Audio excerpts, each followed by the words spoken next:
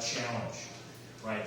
Well, for some of us, it can also be a real simple matter, right? There's some people who are very busy, like our Division B director, Kevin, who I think maybe even prefers table topics because it's not as much of a commitment as writing a whole speech or doing a several-month pathway project. But others of us get on stage and we just think, oh, I have no answer to these questions. I don't know what to do. But think about it, guys. Every day in your work, in your life, you're asked to answer questions with little or no preparation. And you do it, right? But we just need to think about how we can bring that confidence and those skills that we use in our other fields into the Toastmasters room. And by the way, I'm Wade Cardall. I'm the Area B2 Director. I'm a runner-up twice for national contests. I think Sonny knows the feeling. Never quite getting the winning space. Well, let's get into it, guys. Table topics. Okay, good. So what is table topics?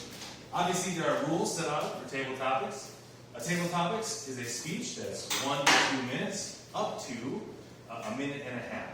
It's different from your speeches because it can't be less than 1 minute. It must be at least 1 minute long. Okay? I don't want to keep turning around, so I've got my own laptop here. Another thing is that the topic master, which is the table topic session master, is preparing the questions before the meeting that you must answer. Okay? The purpose of it is for us to practice many of those skills that we can improve as Toastmasters, such as active listening, building your language fluency, impromptu speaking, as well as your performance skills, right? Don't just get up here and give a speech, right? We can use our body, we can use our vocal variety.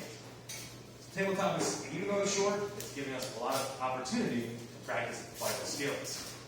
And one important thing is now with the pathway system, there's a project called Active Listening, and that project requires you to serve as the table topic master. Okay, so it does also go towards your educational goals. I see that. Now, I want to talk about what we can do before, during, and after the meetings. Sorry, if I'm going too fast, if you can't speak, just let me know. I want us all to get as much out of this as we can. We'll talk about what we can do before, during, and after the meetings. Alright, so this advice is for the topics master. I understand we have 2 topics masters tonight. Okay, the first thing our topics master should do is prepare early. Don't come to the meeting and start to get on your phone and try to come up with questions, okay? Part of that is because people need to be able to understand your question, and you shouldn't be saying different each and every time you give it to the speaker. Also, this is not really a rule for the meeting, but in contests, contestants have a right to read the questions. So we should practice that here in the meeting too, that if someone doesn't understand your question, you can hand your paper or your cell phone to them so they can read the actual question. Okay. Good time. I think when I do it, I always prepare at least 1 question for each minute. Remember, each topic is about 1 minute long, so each, as long as you're not talking too much, that should be enough for about, you have 15 minutes, 14 questions, 13 questions. Your question, okay, don't make it too complicated. It should be able to be explained in 2 to 3 sentences, right? Sometimes people will set up, they'll have a long situation. Well, we all know about Elon Musk. He has a company. It's called SpaceX. They're going to space. Would you like to be a CEO in SpaceX? Oh, what? Okay. Let's say it again. Who? Elon Musk. All right. So 2 to 3 sentences at most. We don't want people to be confused just trying to figure out the question. Next thing, where can the topics master come up with the questions? Now, during the contest, and I'll talk about it later, it can really be a wide variety of questions. So you can find your questions from the news. When I do it, I like to find my questions from the meeting agenda. What's the word of the day? If the word of the day is recovery or something, okay, I have questions about recover. How do you recover after a busy day? What's your favorite thing to do to recover at the end of the night? Okay, maybe someone gave a speech that day. You say, okay, what's the title? Okay, it's about getting a new job. Okay, I have a question about a new job. If you're really good and you don't know what the speeches are going to be, you can even save a few questions to write during the meeting after you hear someone's speech. That's a really good thing to do because it gives the people in the meetings the chance to use what they just heard in a speech, right? You know they're thinking about it. So it's easier for them to respond. Okay, other places, you can look up other people's speeches, you can look in the news, what's happening in the news, look at the BBC. You can look up lists of icebreakers. Those are great places to find questions like how to start a meeting, how to get to know new people. And there's many more. Now, what about you as a Toastmaster? I think the first thing off is we need to get in the right mindset. I don't know, maybe some of you look at the agenda and you look for your name and you say, yes, I have no roles. We're all like that. I'm in a small club, so I know I'm more like, yes, I only have one role this meeting. But if you don't have a role, and even if you do have a role, that's a non-speaking role, do you ever think about before the meeting, like today I'm going to do a table topic? Right? I don't think we always do. We think, okay, I'll see if the question is good. And if I have something interesting to say, I'll raise my hand. Okay, let's get ready. Let's be ready before the meeting. Today I'm going to do a table topic session, for sure. You can say, I'm going to be number one, or I'm going to be the last one. Whoever's, I'm going to get a question, for sure. And that way, we know we're going in ready to do it. Okay, we're not going to let ourselves, I don't like that question. That question's not good. That's the point. The point is the questions are not always going to be perfect. You still have to think of an answer. So it starts with your mindset. Are you thinking about it? Here's how you might prepare before the meeting. What have you been thinking about recently? What have you been doing recently? When we think about that, we can think, okay, wow, I've been thinking a lot about Squid Game. Or I've been, last night my daughter fell down, she hurt her eye. It's been on my mind. Now, my mind has already started to think about that, making sentences, making a short speech for when someone gives me a topic. I have an example. My students recently have been very bad. Just lots of trouble in my class. I'm an English teacher, by the way.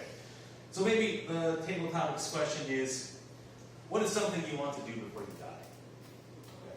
Oh, okay. I can get up and start talking about my students. My students have been very hard to teach. They can't read. Even I couldn't get a student to read the word the. And they don't follow the rules. I just thought, oh boy, if I could be anywhere far away from here, like Japan or Iceland or something like that, it would be great. In fact, I've never been to Iceland, and I'd love to go there before I die. Let me tell you why. Okay? You see, by using what happened in my life already, I was able to slip comfortably into the question. It's a good way to have an opening without having to prepare too much. Right now, during the meeting. So, during the meeting, sorry, I skipped.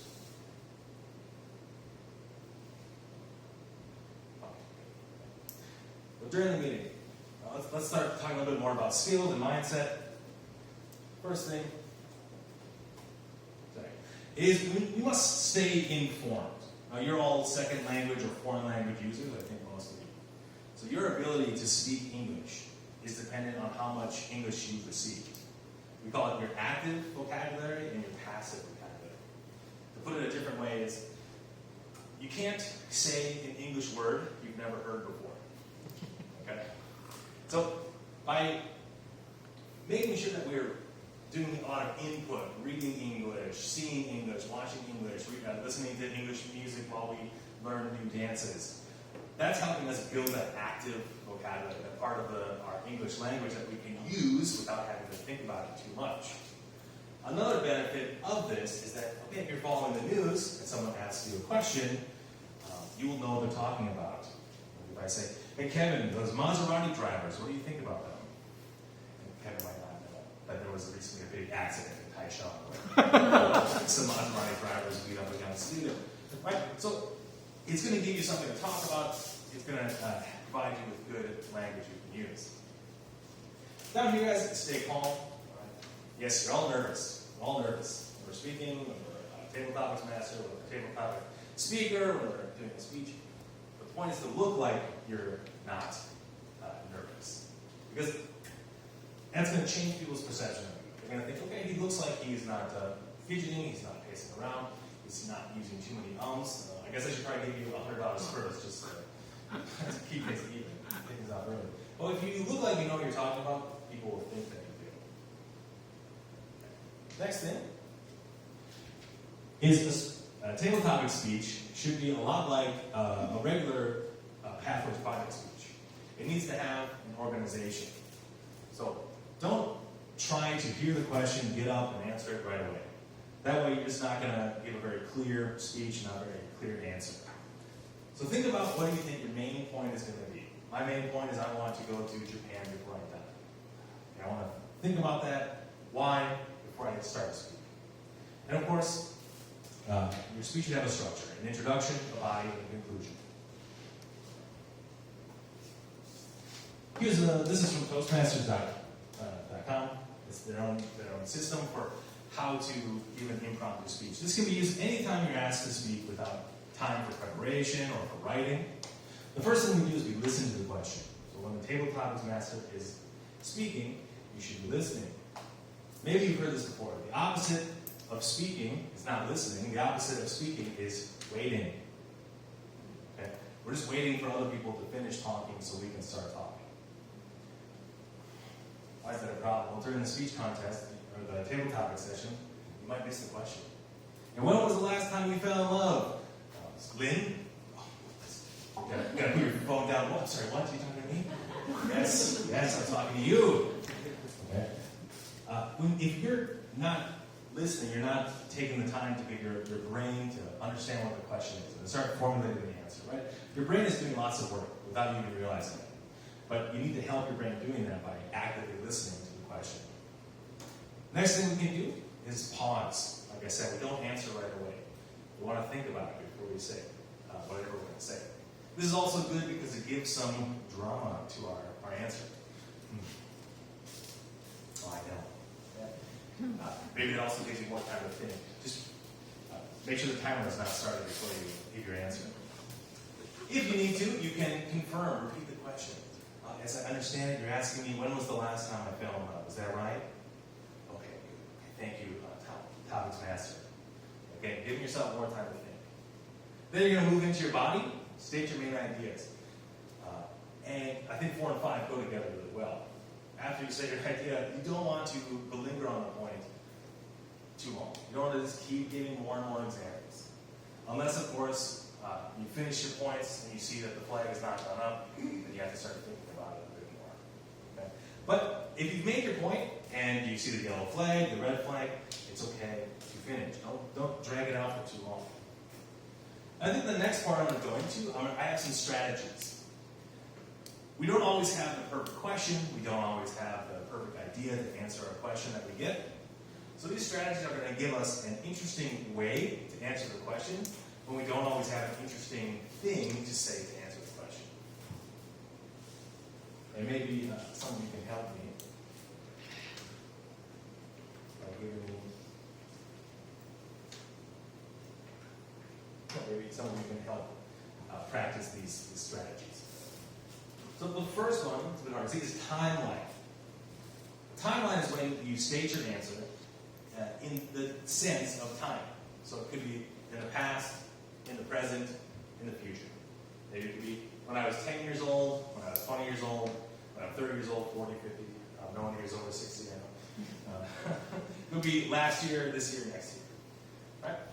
Again, that way, whether or not we have something interesting to say, at least we can sound interesting saying it. Maybe I could ask you a simple question. What is happiness? What is happiness? What is happiness? Think about how about when you were 10, 20, 30. Anyone want to try? Okay, great. Yeah. What is happiness to you when you were 10, 20, 30? When I was 10, my happiness was that I could go out to play with my classmates without permission. Then when I was 20, my happiness would be like some handsome boy would ask me out. When I was 30, my happiness would be that some decent guy would ask me to marry him. And when I was 40, Don't go on. And That's in the future. Don't worry about the future. like when you're 40, right? Thank you so much. Wow, so great. very good. Sorry, I'll go back.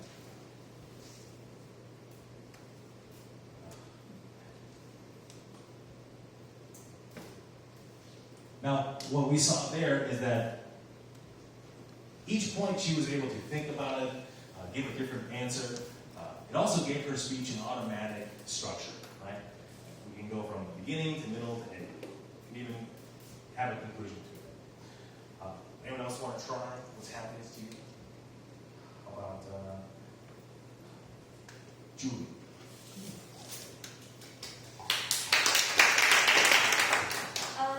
Because I was trying to search the idioms, they like when we were little, be simple.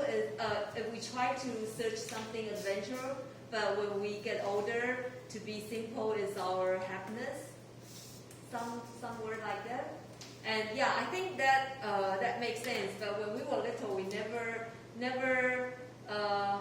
think about simple is happiness. But when we get older, we want our life to be simple, and we want our relationship to be simple. Nothing too complicated in our life is happiness. Thank you.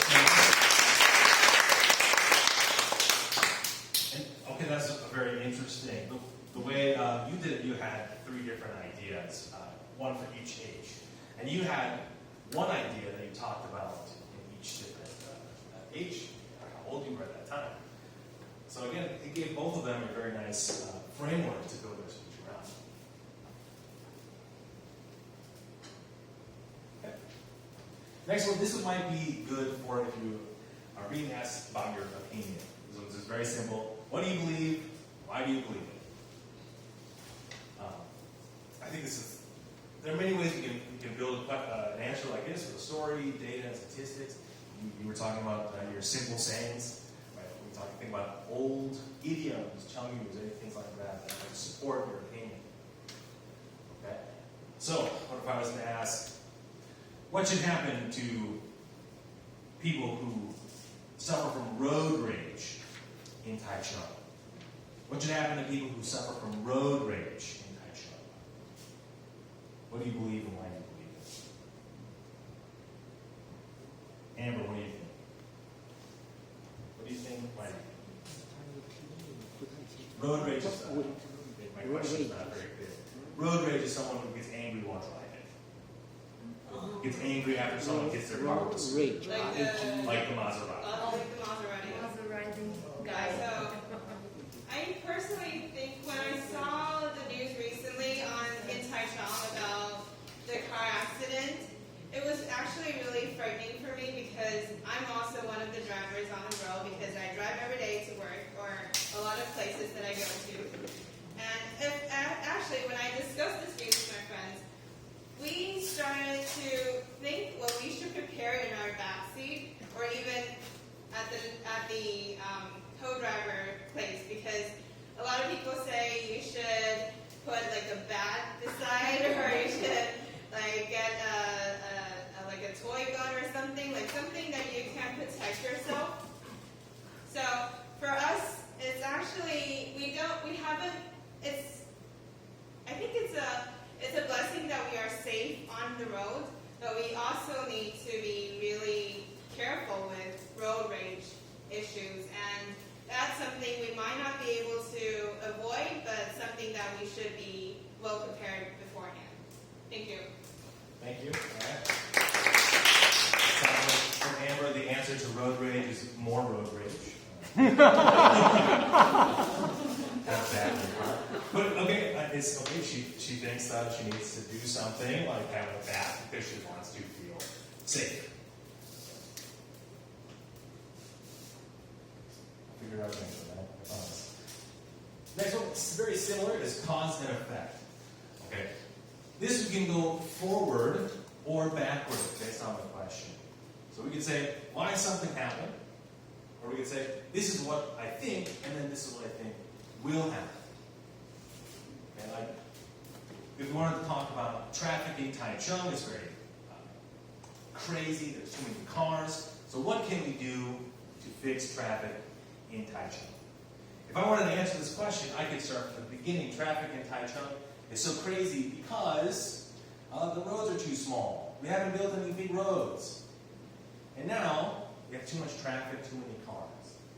What can we do? I think if we don't fix anything, it's going to take you 20 minutes to drive to your meeting from Taiwan Boulevard. So, we should get more buses. You have a new MRT, more MRT lines all over.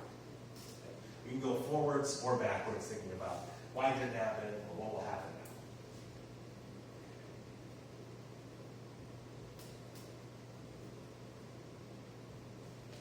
now. Last, I think this one is also pretty good. This is breaking it down. So examine the topic in parts. I think this is what I mean. I have a very astute question. What is a happy marriage? What is a happy marriage? I don't know. I don't have a good answer for that, but I think I know what it means, what a marriage is, and I think I know what it means to be happy. So I can talk about those two, and then at the end, so I can break it down into two parts, and at the end I could bring it back together. Let's see. Kevin, you're not married, right? Nope. Okay, so Kevin, what do you think? What is a happy marriage to you? Well, that's got a non-expert. Okay, so a marriage to me is very simple. Two people unified as one, right? But when it comes to two people, you need to first understand what it is to be happy, right? And each person has their own beliefs when it comes to be happy. And if these two beliefs don't unify, then it doesn't equal to a happy marriage. And so that's my conclusion. Thank you. Thank you, Kevin. You broke it down. We talked about what it means to be happy and what it means to marriages, and then at the end, you brought that together. I think being married is two people together. I think being happy means having everything you want. So a happy marriage is when two people have everything they want together. Okay. Again, all of these little tricks, little strategies give us something to build our speech around. So when we are building the answer, we don't have to worry so much about every little thing we're going to say. We worry about getting the pattern right, the structure right. Okay? But of course, this is sort of a general statement. Be creative. You know, those are just some tricks. A lot of those came straight from the Toastmasters website, as well as some of my own ideas. But there can be as many good answers for table topic session as there are in Toastmasters.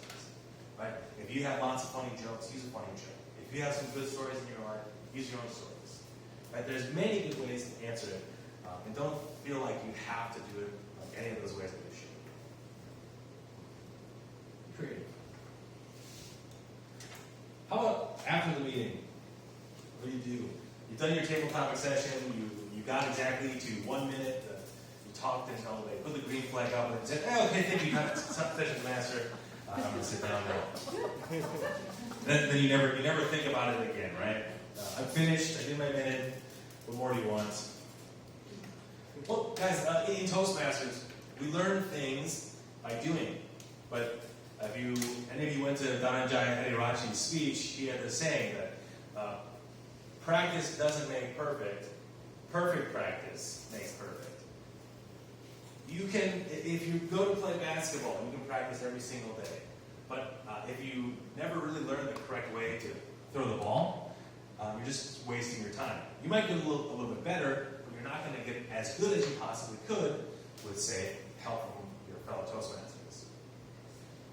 So I like to use this pyramid, this triangle, as a metaphor for how we are working as Toastmasters, right? First, we learn a new skill, be it one of our pathway skills or something in our manuals. Then we use what we've learned. We write a speech. We come up here and you do a table topic. And that's what most of us do, right? We learn that we have to do a table topic, and then we do it, and that's it, right? But I really suggest that you can try and take some time to get some feedback. Ask someone, how did I do? Did you like it? Was I boring? Was I interesting? What did you like? What could I do better next time? And then, once you have that feedback, you start over. You use what the feedback that you got to improve your skills. And you keep doing this again and again and again. Now this, I guess I should say you have to ask for some of these things before the meeting, but maybe you have a good relationship with your other Toastmasters. Here are some people you could ask for help. You could go to your mentor, your coach.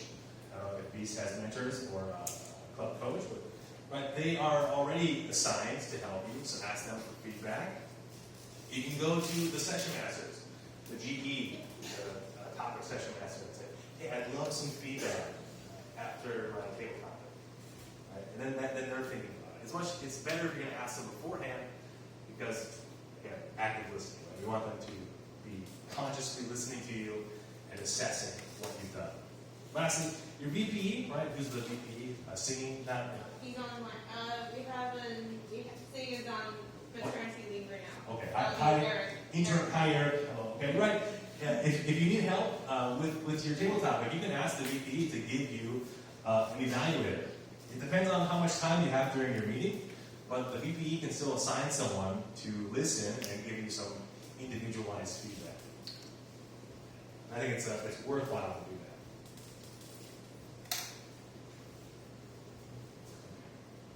Now, I don't know if anyone here is going to be joining the table topic contest next month. Of course, I know you're all going to be joining the table topic contest next month. So I think I'd like to go over it a little bit and share some things with you. Because the rules, they're very similar to the table topic session here in the meeting, but there are some things that we got to be aware of. First of all, it's the same time, 1 minute to 2.5 minutes. The topic is chosen at random, so the judge will have several envelopes or several questions written down and they choose one out of a hat. So no one really knows what the questions are going to be until that day. Then when you're in the contest, you're only going to hear the table topics speeches of people who come after you. So if you're first, you'll hear everyone, and if you're last, you'll hear no one other than yourself. Which is sort of good, but everyone gets the same amount of time to prepare. So even if you're last, you don't get to hear the question and prepare. They bring you in the room last and tell you the question last. Okay? The other thing is, as I mentioned a little bit at the beginning, was you can ask to hear the question twice. Okay, so you can say it, I can say it again, and then you can ask them, can I read the question? You have a right to read the question. Of course, many of us have different languages that we speak, so it's good to see the question to know what it is. I would suggest, this goes into performance. When does your performance begin? When does your speech begin? Your speech begins as soon as you stand up. As soon as you go from wherever you are sitting or wherever you're waiting to where you're going to give your speech. So if you slowly go, you look nervous up until you get on the stage, the judges are going to notice that. So I do think if you ask to read the speech, the judges might think about it, but I think if you don't understand the question, it's better to understand the question and give a good answer than it is to worry about looking like you didn't understand the question. This is the judges' criteria. Now, this is not a secret. I'm not sharing any hidden knowledge with anyone. You can get this online. Just go look up the Toastmasters, table topic session, contest, judges ballot. Why is this good? Well, if you're going to be giving a speech, it's good to know what's going to get you points. Okay? So, I'm not going to read through it, but it is here. The most important thing is what are you saying? What's the content? 55%. Next is delivery. Is your body good? Are you using your voice well? Last thing is language. Basically, are what you're saying fit what you're saying? Are you using a lot of appropriate words or appropriate phrases?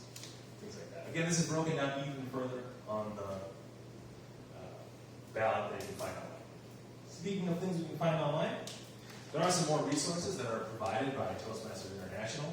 For example, Think Fast is an old manual that Toastmasters provided that gave a lot of information I went over today, as well as some more specific information about how to speak impromptu. You can look at the table topic judge ballot that I showed you before. You can find the Better Speaker series, which is an old training manual called the Impromptu Speaker. That's where a lot of my strategies came from. And lastly, Toastmasters Magazine. They publish regular articles about speaking impromptu, about doing table topic sessions. All right. Any questions? If not, I can go back. We can practice a few more of those strategies. But I'd love to hear if anyone has a question about doing table topics. When you said that we can ask to repeat the question,